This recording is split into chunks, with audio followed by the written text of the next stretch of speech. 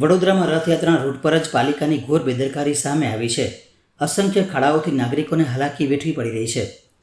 વડોદરાના રાવપુરા કોઠી 4 રસ્તા પર ઠેર ઠેર પડેલા ખાડાઓએ વાહન ચાલકોની હાલત કફોડી બનાવી છે।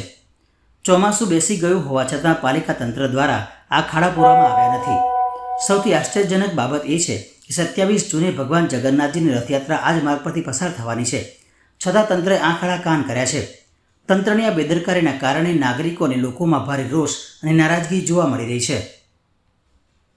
કોઠી 4 રસ્તા મેન રોડ ઉપર જ ખાડા ખોદીને મૂકી દે છે કોર્પોરેશનવાળા, જોવા આવતા નથી।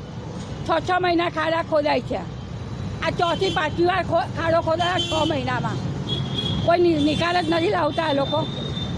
એકવાર ગેસ લાઈનનું આવે, એકવાર પાણીની લાઈન આવે, ફૂલપાટ હરખા કરતા નથી આ લોકો। 2 વાર બનાવ્યા, જુઓ તમે, 2 વાર બનાવી અને પાછા ત્રીજો ખાડો ખોદાયો।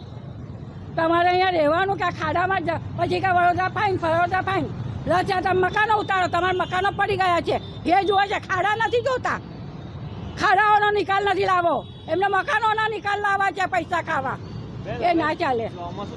ચોમાસું ચાલ્યું એટલે ચોમાસું ચાલુ, પણ અમારે ચોમાસું થઈ જાય અમે કઈ જઈશું? તારે વળી પડી ગઈ 6 મહિનામાં છોકરીને થઈ રહેવું પડ્યું મારે। આ ગેસવાળાએ ખાડા છે બહારના લગીને ખોદી નાખ્યા મારા। કઈ જઈએ અમે? જતા રહે છે મૂકી દેવાને, એવા જોતા નથી।